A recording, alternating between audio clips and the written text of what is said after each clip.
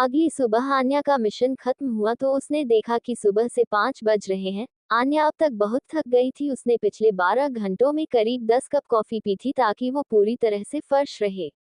आन्या ने मन ही मन कहा, मैं 12 घंटों से भी ज्यादा के लिए लापता थी और फिर भी राज ने मुझे ना कोई कॉल किया और ना ही कोई मैसेज।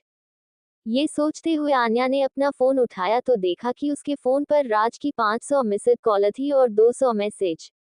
असल में आन्या ने गलती से अपना फोन साइलेंट पर कर दिया था, जिस कारण उसे पता ही नहीं चला कि कई राज ने उसे इतने सारे फोन कर दिए।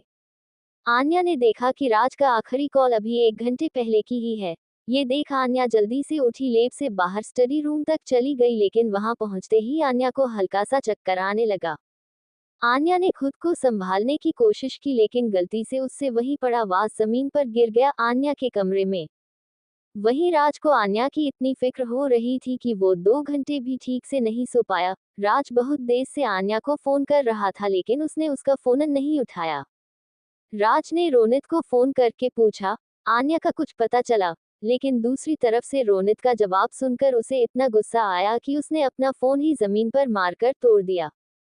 राज को आन्या की बहुत चिंता हो रही थी, क्योंकि आन्या को रात से ही गायब थी। राज ने आन्या की चिंता में यहाँ से वहाँ घूमना शुरू कर दिया। राज अभी आन्या के बारे में सोच ही रहा था कि तभी उसे स्टडी रूम से कुछ गिरने की आवाज आई। राज तुरंत उस तरफ भागा तो उसने देखा कि वहां आन्या अपना एक हाथ टेबल पर रखकर खुद को संभालने की कोशिश कर रही थी। आन्या को देख जैसे राज की जान में जान आई। राज ने तुरंत आगे बढ़कर आन्या को अपने गले लगा लिया और उसे किस करने लगा। राज आन्या को ऐसे किस कर रहा था जैसे आन्या उसके लिए उसका ऑक्सीजन हो, और अगर वो उसे नहीं मिली तो वो जिंदा ही नहीं रह पाएगा। राज ने आन्या को किस करने के बाद कहा, आन्या तुम कहाँ चली गई थी? तुम्हें पता है मैं कितना परेशान था। अगर तुम मुझसे राज थी तो मुझसे बात करती, मुझे मिर्ची, लेकिन इस तरह गायब क्यों हो गई? वैसे भी मैं उस लड़की चार्वी को बिल्कुल नहीं जानता। आन्या ने राज की बात बीच में काटते हुए कहा, राज शांत हो जाओ, मैं एक जरूरी काम से गई थी और मुझे पहले से ही पता है कि ये चार्वी मुझसे झूठ बोल रही थी।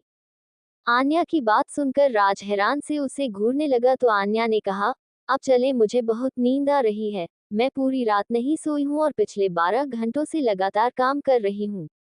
आन्या की बात सुनकर राज ने उसे अपनी गोद में उठाकर चंदा करते हुए पूछा, तुम अब तक कहाँ थी और तुम्हें ये कैसे पता कि वो लड़की तुमसे झूठ बोल रही है?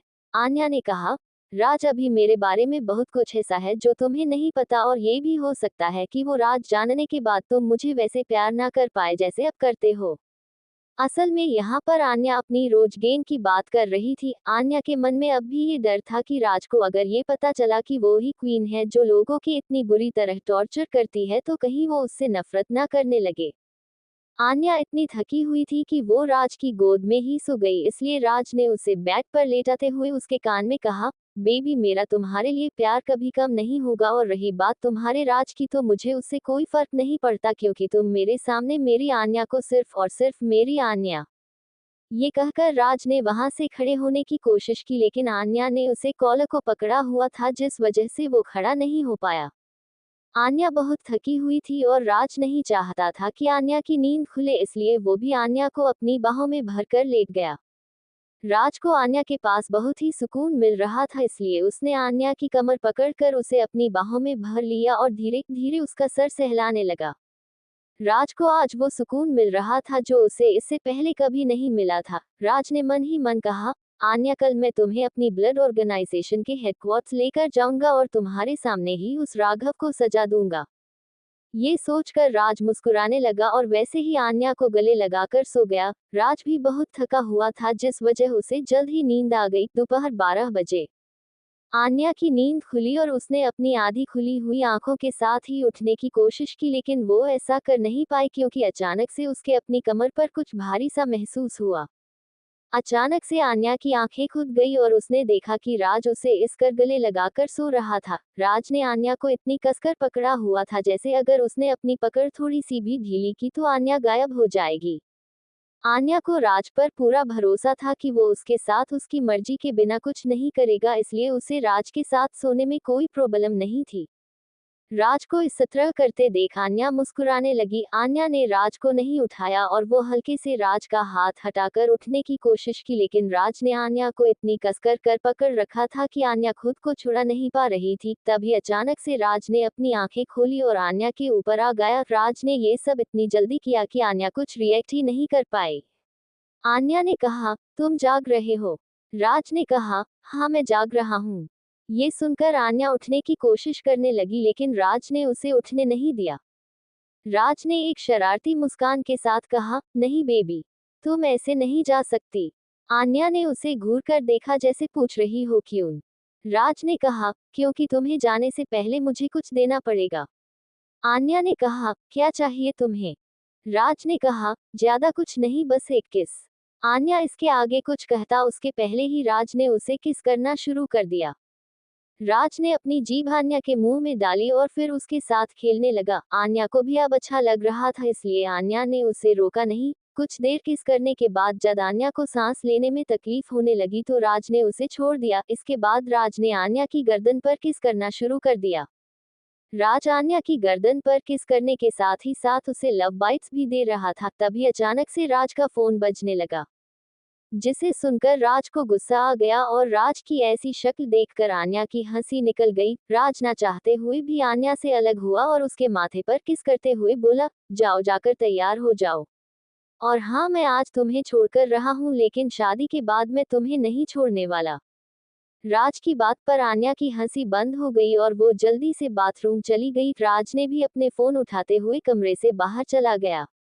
राज ने फोन पर बात करते हुए कहा, नहीं, तुम में से कोई भी उस राघव हाथ नहीं लगाएगा, और रही बात रोज गेम की तो उस बारे में मैं वहां आकर बात करूंगा। ये कह राज ने फोन काट दिया और अपने कमरे में शावर लेने चला गया। थोड़ी देर में वो शावर लेकर आया और अपने कपड़े बदल कर नीचे आ गया। हॉल के अंदर नीचे आकर उसने देखा कि वहां पर आन्या पहले से बैठी है और शीना आंटी ये कहा रही है, आंटी आज मेरे फेवरेट आलू के पराठे बनवा दीजिए और थोड़ा जल्दी, मुझे बहुत भूख लगी है।